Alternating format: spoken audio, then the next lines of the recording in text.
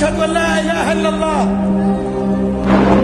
محمد رسول الله. إذا زلزلت الأرض زلزالها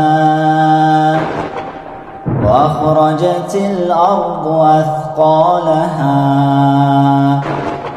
وقال الإنسان ما لها يومئذ تحدث أخبارها بأن ربك أوحى لها يومئذ يصدر الناس أشتاتا ليروا أعمالهم فمن يعمل مثقال ذرة خيرا يره ومن يعمل مثقال ذرة شرا يره.